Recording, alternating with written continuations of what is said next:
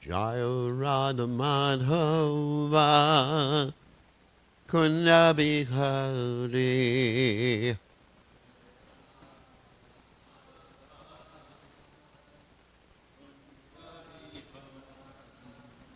Jaya Radha Madhava Kunda Bihari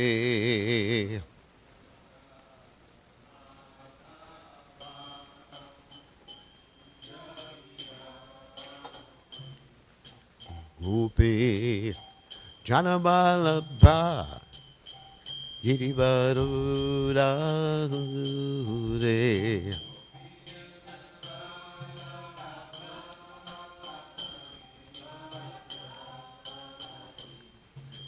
Gopi Janabalabha Girivarudare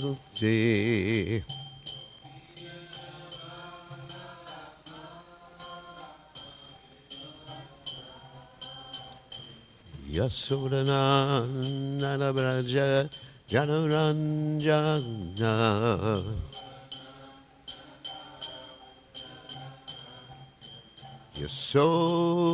Yasodananda Braja Jana Ranjana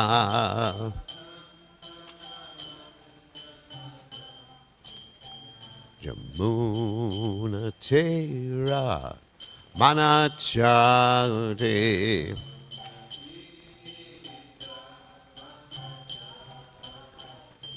Yamuna Tira Manachare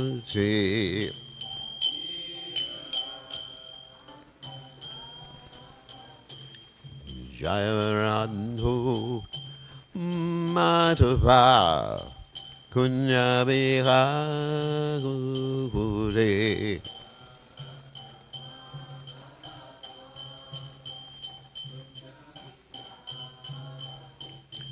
Jayaradhu Madhava Kunyabiha Gure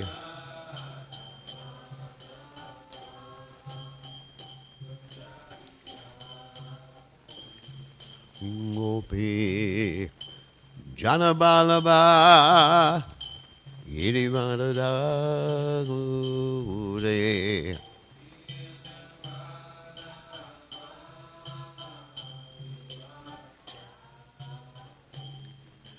Gopi Nana Malaba Irivarada Gure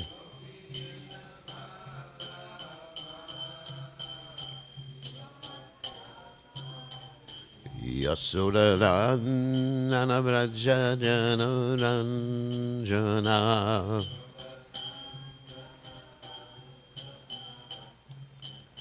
Yasodananda Braja Janaranjana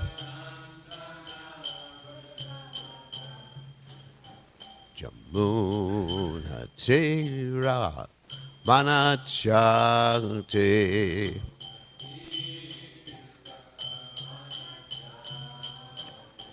Yamuna Tera Manachare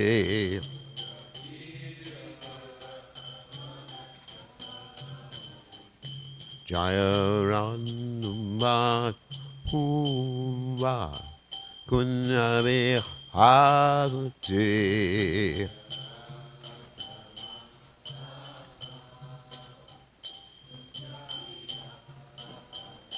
Joy Radamarupa Kunyabe Hagute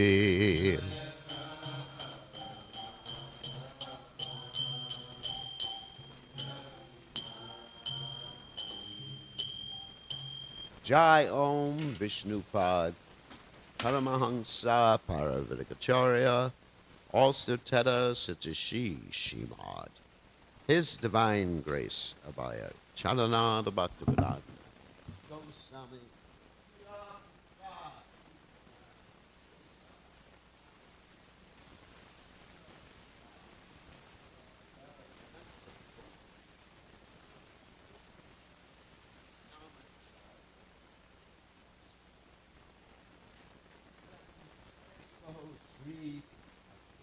Na Prabhu Nityananda Sidvaita Gadadha Shiva Siddhi Gaur Bhakta Vrinda Shri Shri Radha Krishna Gopi Gopinath Sayama Kunda Radha Kunda Giri Govardhan Ki Jai Vrindavanam Ki Jai Mathuradam Ki Jai Jagadada Swami Ki Jai Yamuna Mai Ki Jai Shrimati Tulasi Devi Ki Jai Samapeda Bhakta Vrinda Ki Jai Gaur Premananda Hari Hari Gaur.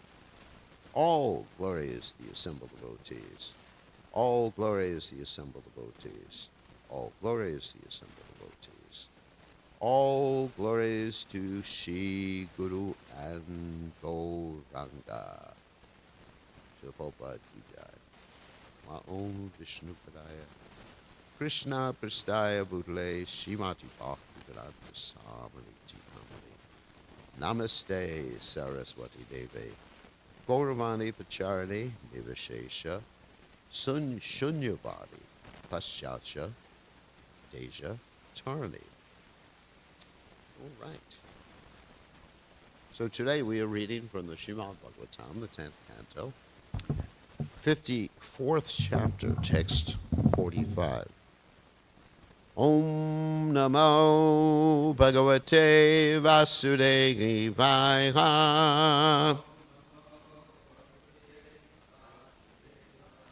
Om Namo Bhagavate Vasudevaya.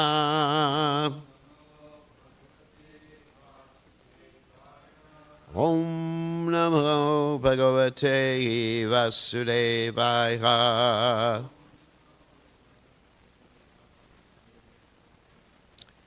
Deha Adi Antavan Esha Dravya Prana Gunatmaka Atmane Avidyaya Klipta Samsarayate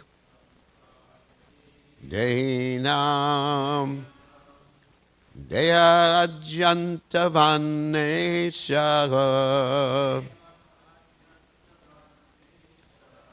Dravya Prana Gunatmaka Atmanya Vidyaya Klipta Sangsarayati Dehinam Deha Adyantavanesha Dravya Prana Gunatmaka Atmanya Vidyaya Kripta Samsarayati Dehinam Deya Adyantavanesha Dravya Prana Gunatmaka Atmanya Vidyaya Klipta Samsarayati Dehinam. Okay.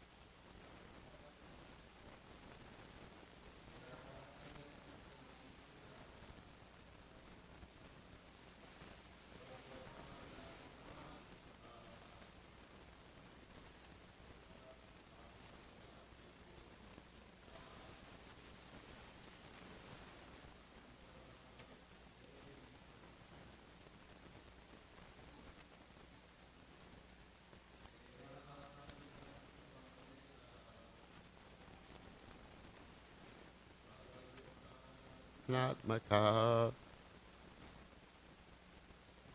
Atmanya Vidyaya Klipta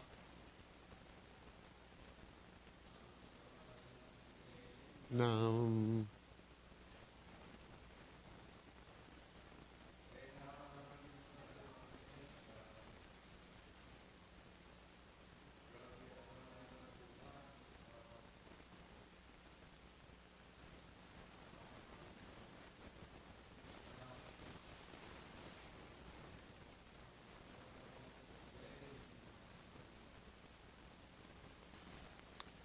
Jeha, the material body. Adi, beginning. Anta, an end. Van, having. Esha, this. Dravya, of the physical elements. Prana, the senses. Guna, and the primary modes of material nature. Goodness, passion, and ignorance. Atmaka, composed. Atmane, on the self. Avidyaya, by material ignorance. Klipta, imposed. Samsarayate, causes to experience the cycle of birth and death. Dehinam, an embodied being. So translation, this material body, which has a beginning and an end, is composed of the physical elements, the senses, and the modes of nature. The body composed on the self of material ignorance, causes one to experience the cycle of birth and death. So you can repeat, this material body, which has a beginning and an end, is composed of the physical elements, the senses, and the modes of nature. The body imposed on the self by material ignorance causes one to experience the cycle of birth and death. So purport by the followers of His Divine Grace, Srila Prabhupada. The material body, composed of various material qualities, elements, and so on, attracts and repels the conditioned soul, and thus entangles him in material existence. Because of our attraction and repulsion for our own body and other bodies, we establish temporary relationships, dedicate ourselves to great endeavors and sacrifices, concoct imaginary religions, make noble speeches, and thoroughly involve ourselves in material illusion. As Shakespeare said, all the world's a stage. Beyond the somewhat absurd theater of material existence is the real and meaningful world of Krishna consciousness, the liberated life of pure souls devoted in loving service to the Supreme Lord. So there's some commentaries by the Acharyas here. So Vishwanath Chakravarti Thakur states, the body is also not the jiva.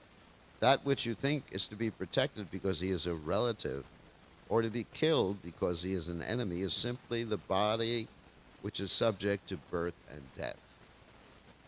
That body has three aspects: adi, bhuta, dravya, the senses, or adhyatma, prana, that's the life airs, and adi daivam, guna. It is produced for the jiva by ignorance and causes the jiva to rotate in bodies under the control of attraction and repulsion. And Jiva Goswami states, this is explained by Sridhara Swami, dravya is the adibhuta, tan matras, that means sense objects and the gross elements. Prana is the adhyatma, or senses. Guna means the adidaiva, or sense devatas. It also means the modes of nature. There's another explanation. Prana refers to action. Guna refers to sense objects like form and taste. Another meaning is that this verse explains the cause of absorption in the present circumstances. The body of Rukmi, Esha Deha, has a beginning and an end. And finally, Sanatana Goswami. Since the body is unconscious, how can it have a peaceful nature? How does the jiva and amsa of the Lord attain samsara by attaining bodies? This body, visible with various changes, or this body made of 5 elements, Esha, is distinct from the spiritual body of the Lord's associates. Qualities like peacefulness manifest because it possesses conscious senses. How can the senses be conscious? So they are imposed on the self, Atmani. The senses are related to the Atma, which is conscious, which is the basis of the senses. In other words, the senses are not conscious, but the spiritual senses are conscious, and these material senses are coverings of the spiritual senses. This body has birth and death. This body makes the jiva who thinks he is the body become subject to samsara. This takes place by ignorance, thus it is false. And then again, the verse. Deya adyantavan esha dravya prana gunatmaka admana vijaya klipta samsarayati dehinam. So, Om Gana Timbiranda Shah, Gananjana Shlakaya Chakshur Unmiritam Yena, Tasmai Shigarvena Maha. So, these sort of discussions that we hear about the difference between the body and the soul. Of course, this is actually Sankhya philosophy. For those who want to know what Sankhya philosophy, of course, technically the word Sankhya means to count, but it also means to delineate the different material elements, count, delineate, and their difference of the material elements from the spiritual reality. That's called Sankhya philosophy. So this particular type of Sankhya philosophy, describing how one is different from the body, takes place in many circumstances in the Vedic literatures when there is some distressful situation. And several other distressful situations come to mind in this regard. One, of course, is Chitraketu, the story of Chitraketu. When Chitraketu was hankering for his son, got the blessings of a son from Angira Rishi, and the son was going to be Harsha Shoka, someone who gave him happiness and distress. And eventually the son was poisoned by his 9,999,999 wives, quite a bit of wives, who were envious of Kritajuti, the mother of Chitraketu. And he started lamenting, and then Narada Muni came, and basically there was the Sankhya philosophy again, because it's an ideal situation to teach about the temporary nature of this body and the permanent nature of the soul. So it's an ideal situation. And then, of course, there's also the story of Srivastapur, which is really parallel to the story of Chitraketu, where Srivastapur's son, gave some information of this difference of the body and the soul. So the most famous example, of course, is the Bhagavad Gita, where the Sankhya philosophy is actually the first thing that Krishna taught in Bhagavad Gita, and in the second chapter. And then he goes on to teach basically yoga after that. But first he starts with Sankhya. And I was thinking as I was reading this verse yesterday, how these particular verses in this part of the Bhagavatam are really parallel to many of the verses in the second chapter of Bhagavad Gita, and actually the first chapter of Bhagavad Gita, because in the first and the beginning of the second chapter of Bhagavad Gita, we find Arjuna lamenting. Actually, not only lamenting, he's just ready to give everything up. He's depressed. And in this particular story, Rukmini, she is also experiencing these extreme emotions. Very, very similar. Let me read a verse from the second chapter of Bhagavad Gita. Seeing Arjuna full of compassion, his mind depressed, his eyes full of tears, Madhusudana Krishna spoke the following words. So you can actually practically substitute, from Krishna, you could take Krishna's name and substitute Balaram's name, and taking Arjuna's name, and you substitute Rukmini's name. Isn't it? I mean, it's really interesting. I was just remarking that. So you could say, seeing Rukmini full of compassion, her mind depressed, her eyes full of tears, Balaram spoke the following words. And then, I'm just giving the parallels here, which I found quite interesting. And then Balaram actually sort of chastises Rukmini. It's one of the previous verses. You should know better. So, second verse in the chapter, Bhagavad Gita, chapter 2. I'm going to put Balaram's name there instead. Just substituting. Balaram said, my dear Rukmini, how have these impurities come upon you? They're not befitting a lady who knows the value of life. Very, very, very similar. Anyway, and then, of course, speaking learned words, you're lamenting for that which is not worthy of grief. And then you can go through the whole second chapter of Bhagavad Gita and hear this Sankhya philosophy, how the soul is passing from one body to another, which is very similar to the verses here. How nasato vijate bhavo nabhavo vijate sata uvayorapi drishtavantas 20os tattva darshabhihi, that the sages say that those things which are temporary are unreal, and you're lamenting for something that's unreal.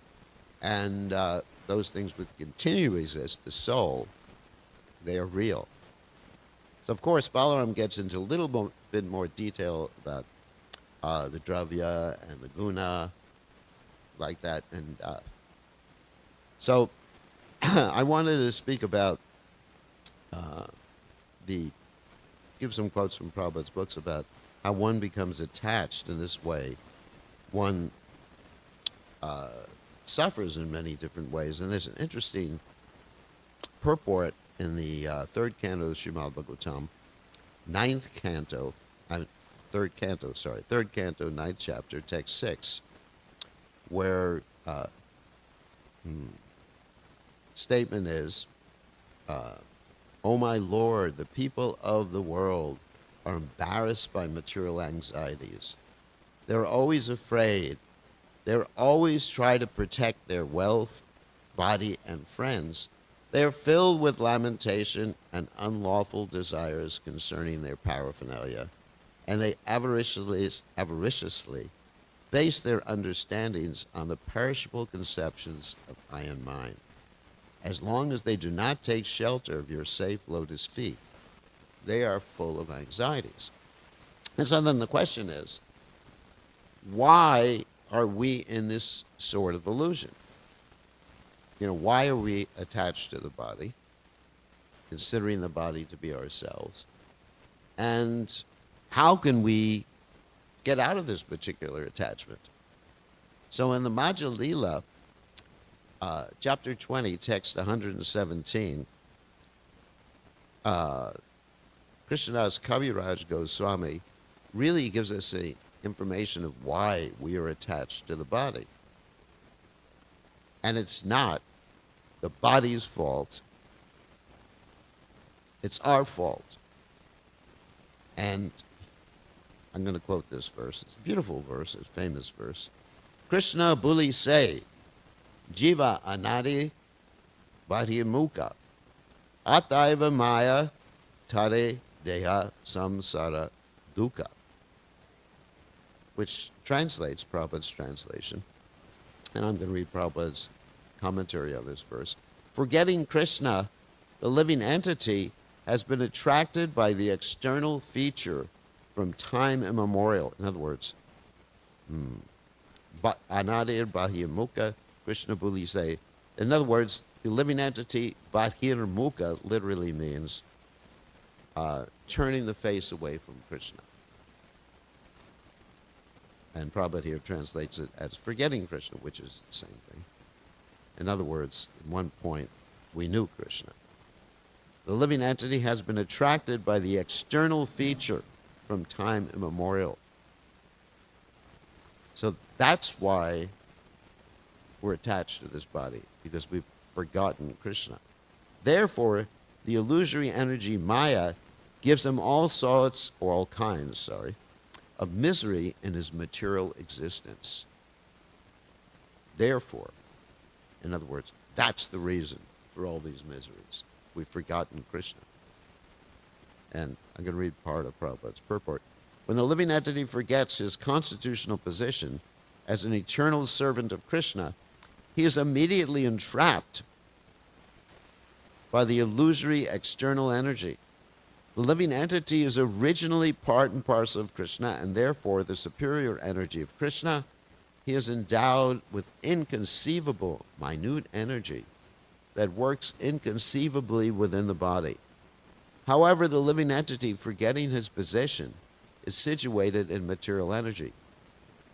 The living entity is called the marginal energy because by nature he is spiritual, but by forgetfulness he is situated in the material energy.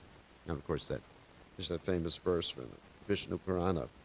Vishnu Shakti Para Brokta Kshetra Gyakya Tata Para Avidya Karma Sanganya Tritir Shakti Ishate. The Lord has three basic energies. Vishnu Shakti Para Brokta, the transcendental energy.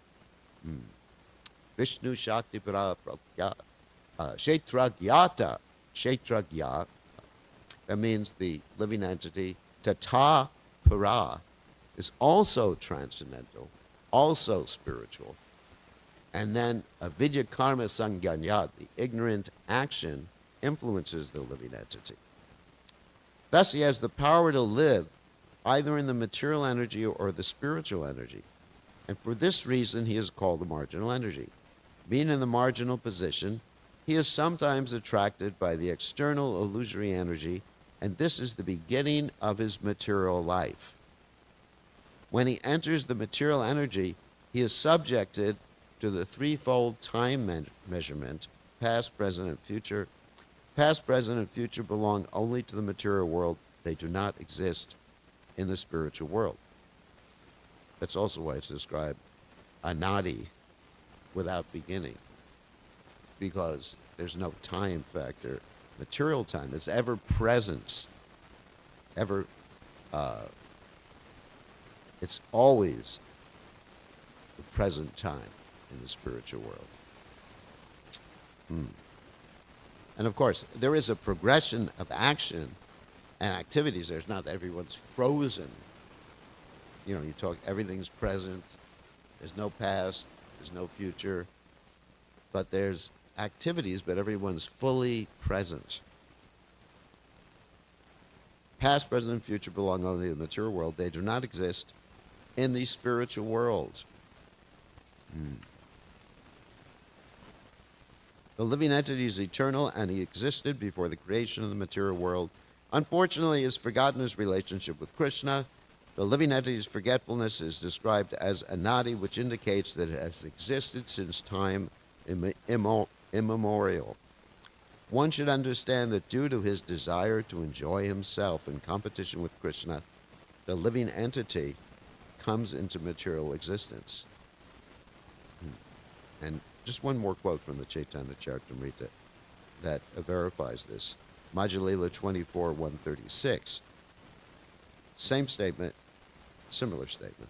Krishna Bahir Mukta. In other words, turns his face away from Krishna. Doshe Mai Haiti Baya. Krishna Mukha Bhakti Haite Maya Mukta Hoya. By opposing Krishna consciousness, one becomes conditioned and fearful due to the influence of Maya. By executing devotional service faithfully, one is liberated from Maya. Beautiful verse, actually. And then we find the instructions on how to become liberated from this material energy, and I'm going to refer to some of Lord Rishabhadev's instructions from the 5th canto of Srimad Bhagavatam, how to become free from this Maya and take up Krishna consciousness and utilize this human form of life for the purpose for which it is actually meant. 5.5.1 Nayam deho deha bhajam riloke kastam kamam arhate vidbujam ye tapo divyam putraka yena shatvam shudyad yasmad brahma shokya twanantam. And I'll read the translation. Lord Rishabhadev told his sons, "My dear boys, of all the living entities who have accepted material bodies in this world, one who has been awarded this human form should not work hard day and night simply for sense gratification, which is available even for dogs and for hogs that eat stool. One should engage in penance and austerity to attain the divine position of devotional service. By such activity, one's heart is purified, and one attains this position. And when one attains this position, he attains eternal blissful life, which is transcendental to material happiness and continues forever." Later on in the same chapter, Lord Rishabhadev indicates how we become more attached to the material world when we're in the material world. From 5.5.8 in the, that is Bhagavatam, 5th canto, 5th chapter, text 8. The famous verse, Pumsa striyat mituniat bhavametam dayor mato redi grantya ho. Ato graha kshetra sutapta vitar janashimohonyam ahamameti. We become further attached because of the attraction between men and women. It says the attraction between male and female is the basic principle of material existence. On the basis of this misconception, which ties together the hearts of male and female, one becomes attracted not only to his body, but to his body, home, property, children, relatives, and strength, and wealth. In this way, one increases life's illusion and thinks in terms of I and mine. And one can overcome this by taking association of devotees. Again, 5th canto, 5th chapter, text 2, in Bhagavatam. Mahat sevam dwaram ahur vimuktes, tamo dwaram yoshitum sangi sangam. One can attain the path of liberation from material bondage only by rendering service to highly advanced spiritual personalities. These personalities are impersonalists and devotees.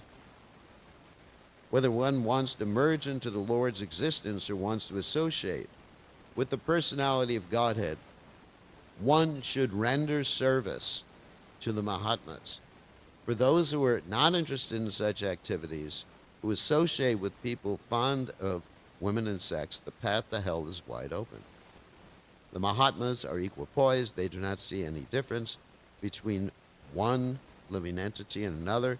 They are very peaceful and are fully engaged in devotional service. They are devoid of anger and they work for the benefit of everyone. They do not behave in any abominable way. Such people are known as Mahatmas. In other words, to overcome these attachments, we need to take shelter of Krishna's devotees and associate with Krishna's devotees and avoid bad association. And then, by doing that, we will realize our eternal spiritual nature, which is there. Nityasiddha Krishna Prem. Saja Koranai. Shravanadi Shuddha Chitte. Koriye Udoi. This spiritual nature is there and it's awakened by good association, by chanting the Lord's holy names, Cheto Darpanam Arjanam, Baba Mahadbagni Nirapanam, Shayakairada Chandrika Vihadanam, Vidyavadu Jivanam Anandam Buddhivardhanam, Pratipadam Pranamrtaspadanam, Sarvatma Snapanam, Param Vijayate Shri Krishna Sankirtan.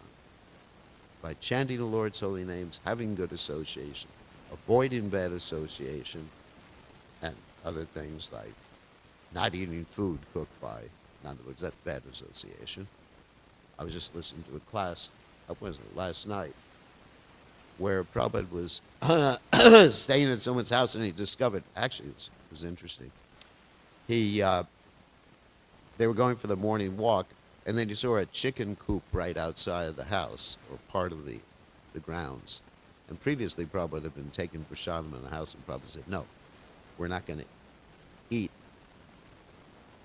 anything cooked by these people. So Prabhupada made sure they got some extra pots that were clean, that weren't used for cooking meat, and they cooked for Prabhupada, even though they were the guests in the house and they wouldn't eat the food the host would cook. And Prabhupada gave the instruction that whenever we're in anyone's house and they're not vegetarians, we should not eat anything that they cook.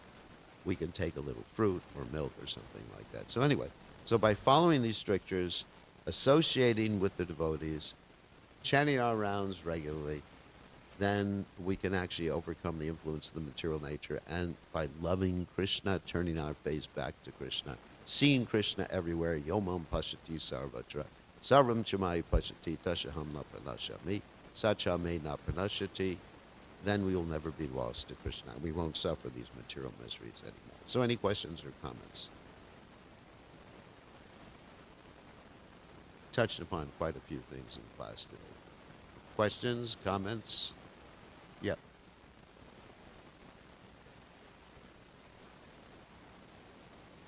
Yeah.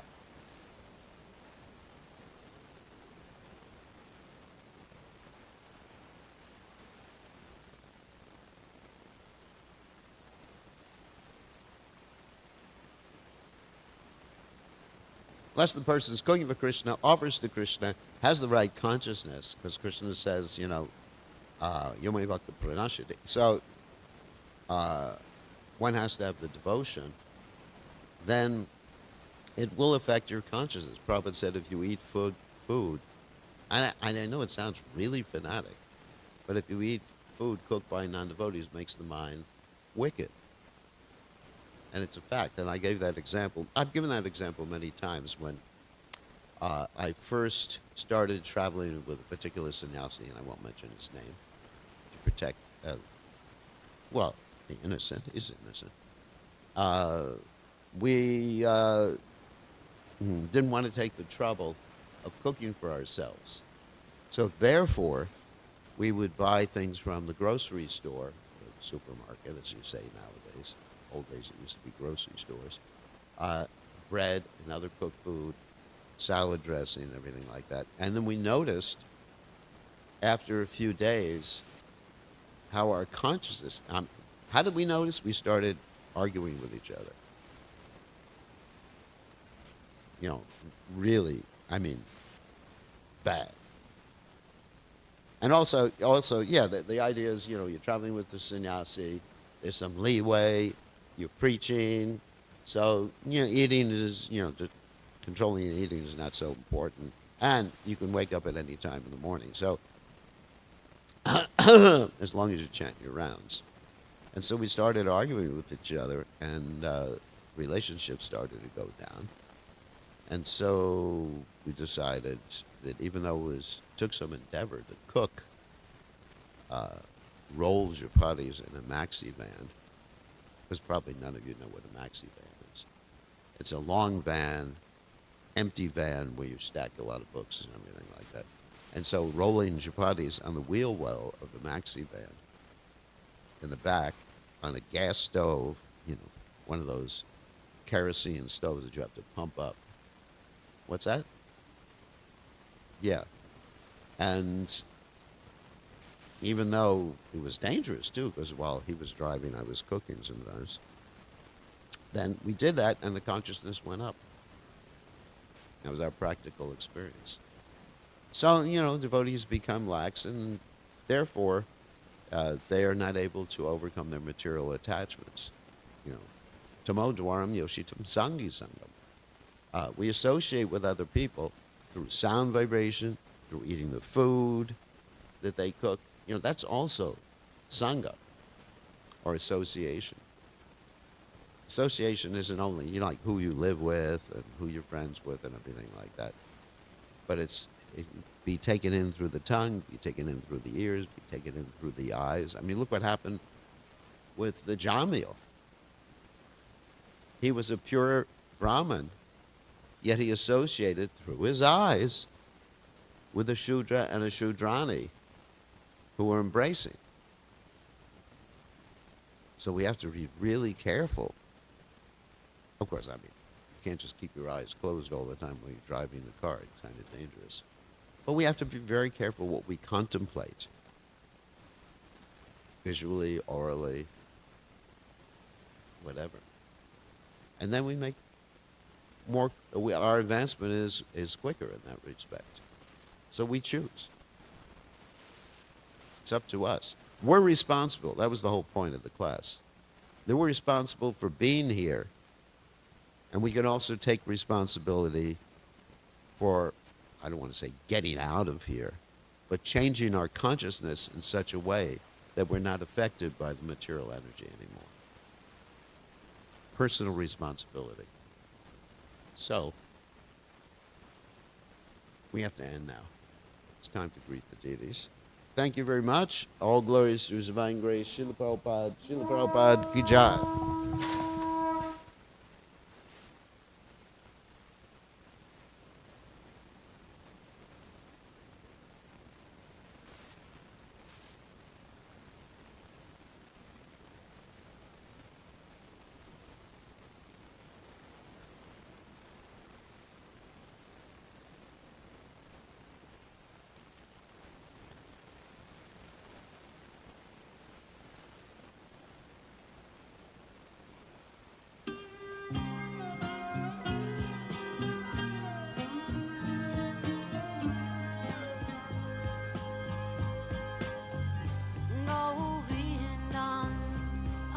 Goloka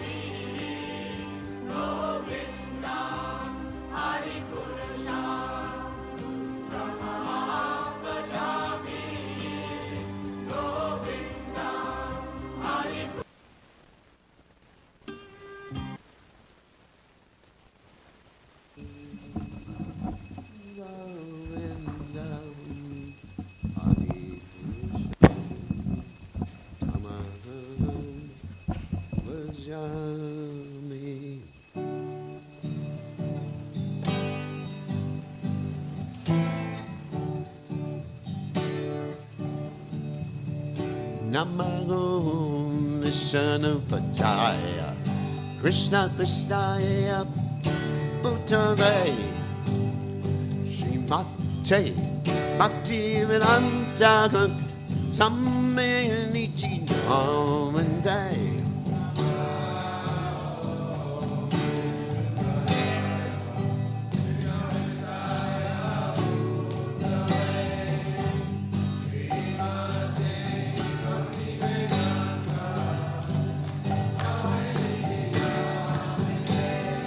Namaste, Satvati Deve, Guramani Macha, Nege Nivesesha, Shunyavate, Machachagote, Tatanay.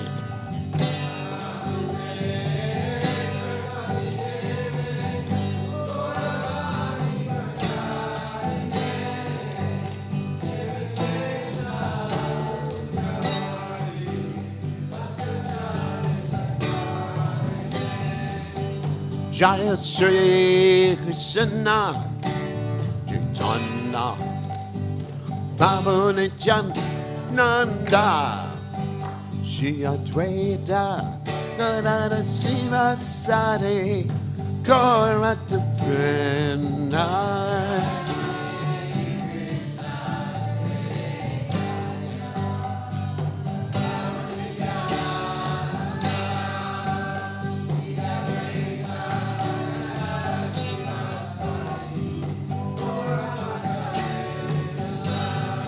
Shri Krishna Chaitanya Prabhu Nityananda Advaita Gadada Siva Sati Gaurata Vrinda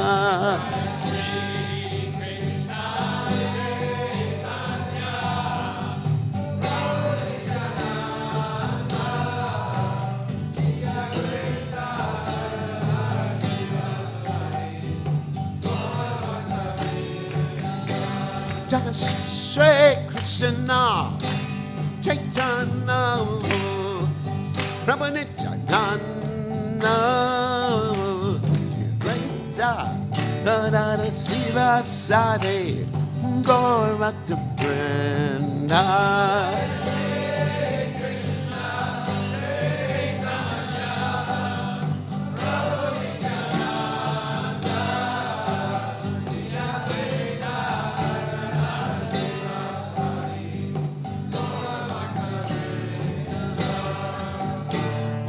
Hare Krishna, Hare Krishna, Krishna Krishna, Hare Hare Rama, Hare Rama, Rama Rama, Hare Hare.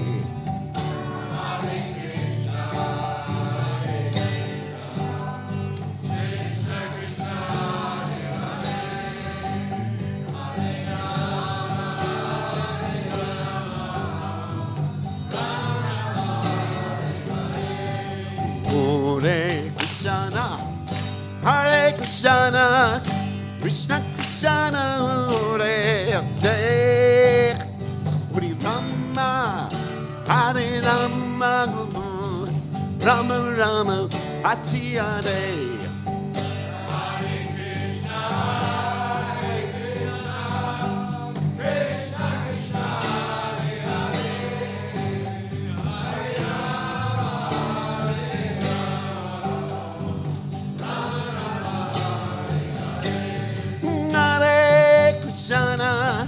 Hare Krishna, Krishna Krishna, Hare Hare Rama, Hare Rama, Rama Rama, Hare Hare. Hare Krishna, Krishna Krishna, Hare Hare.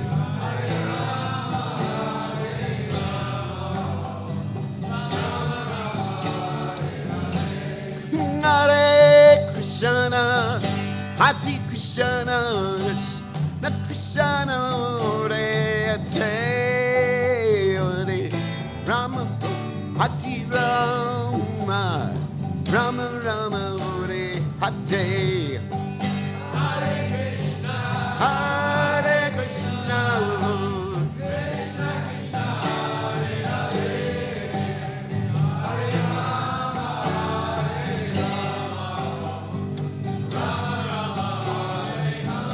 Hare Krishna, Hare Krishna, Krishna Krishna, Hare Hare, Rama Hare, Rama, Rama Rama Hare Hare.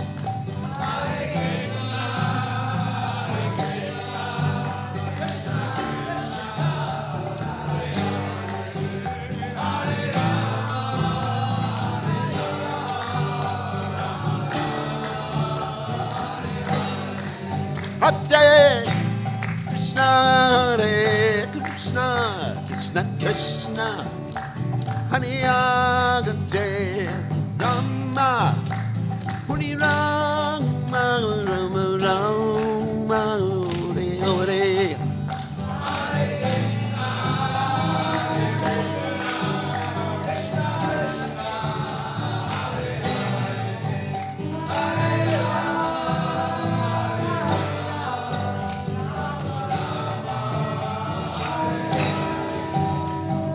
Hare Krishna, Hare Krishna, Krishna Krishna, Hare Hare, Hare Ram, Hare Ram, Ram Ram, Hare Hare. Hare Hare,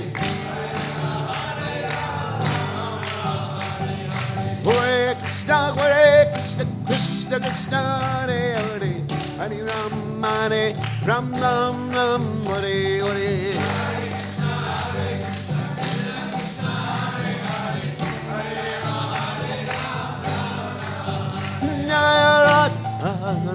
Nana, Radha Goloka, Nana, Radha.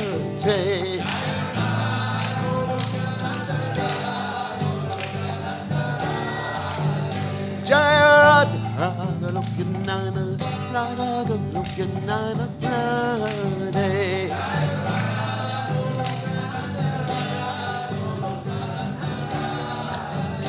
Jaya Radha, hey. Radhe Radhe Radhe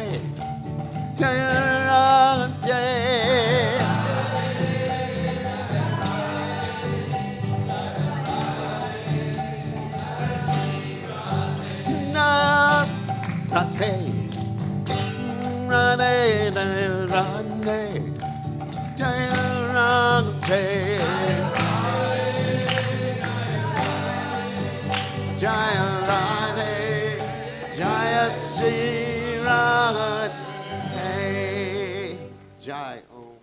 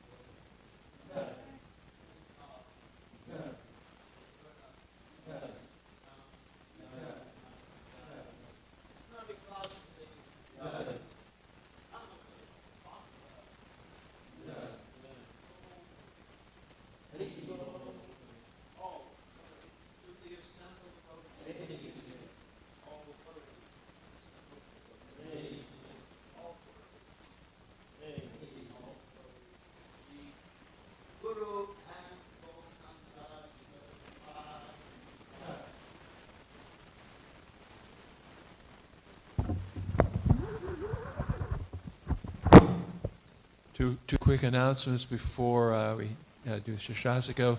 One is that there's Harinam Sankirtan, and we're inviting everybody to please come on Saturday. After all the rain's over, Saturday's going to be nice. At the Weaver Street Market, 11:30 in the morning here in Hillsborough, Saturday morning. And another announcement is very important, is that Tota Gopinath has a milestone birthday today, and we're all wishing him many, many more happy birthdays. Haribo. Chaito Darpanam Arjanam Bhava Mahadavagni Nirvapanam Shreya Kairavya Chandrika Vitaranam Vijavadu Jivanam Anandam Buddhi Vardhanam Pratipanam Purnam Rita Swadanam Sarvatma Snapanam Param Vijayate Shri Krishna Sankirtanam Nam Namakari Bahuda Nija Sarva Shaktis Tatrapita Niyamita Smarane Nakala Etadrishita Vakripa Bhagavan Mamapi Durdaivam Idrishami Hajjanina Anuraga Trinadapi Sunichena Tororapi Suhishuna Amanina Manadena Kirtaniya Sadahari Nadaram Najanam Nasundarim Kavitam Vajakadisha Kamae Mama Janmani Janmani Ishvare Bhavatad Bhakti Rohaitaki Twai Ainanda Tanuja Kinkaram Patitam Mam Vishame Bhavam Buddha Kripayata Vapada Pankaja Stita Duli Sadrishim Vachintaya Nayanam Gadarashudaraya Varanam Gad Gadarudaya Gira Pulakarnishitam Vapukada Tavanamagrahane Bhavishyati Yugayatam Namishena Chakshusha Pravashayatam Shunayatam Jagat Sarvam Govindam Virahename Ashlishyava Padam Dastumam Adarshanam Marmahatakarotuva Yatatata Vavidantulam Pato Mat Prananatastu Saiva Napara. Victory to the Sri Krishna Sankirtan, which cleanses the heart of all the dust accumulated for years and extinguishes the fire of conditional life, repeated birth and death. This Sankirtan movement is the prime benediction for humanity at large because it spreads the rays of the benediction moon. It is the life of all transcendental knowledge. It increases the ocean of transcendental bliss, and it enables us to fully taste the nectar for which we are always anxious. O my Lord, congregational chanting of your holy name alone can render all benediction to living beings, and thus you have hundreds and millions of names like Krishna and Govinda. In these transcendental names, you've invested all your transcendental energies. There are not even hard and fast rules for chanting these names. O my Lord, out of kindness, you enable us to easily approach you by your holy names, but I am so unfortunate, I have no attraction for them. One should chant the holy name of the Lord in a humble state of mind, thinking oneself lower than the straw on the street. One should be more tolerant than a tree, devoid of all sense of false prestige, and should be ready to offer all respect to others. In such a state of mind, one can chant the holy name of the Lord constantly. O Almighty Lord, I have no desire to accumulate wealth, nor do I desire beautiful women, nor do I want any number of followers. I only want your causeless devotional service, birth after birth.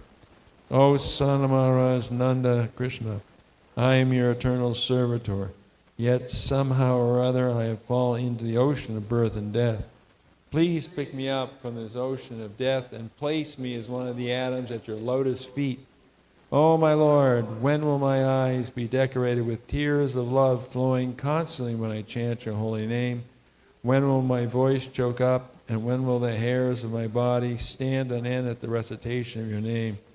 Oh, Govinda, feeling your separation, I am considering a moment to be like 12 years or more. Tears are flowing from my eyes like torrents of rain, and I am feeling all vacant in the world in your absence. I know no one but Krishna is my Lord. He shall remain so even after he handles me roughly or makes me brokenhearted by not being present before me. He is completely free to do anything and everything, for he is always my worshipful Lord unconditionally. Shri Shashastika Ki Jai.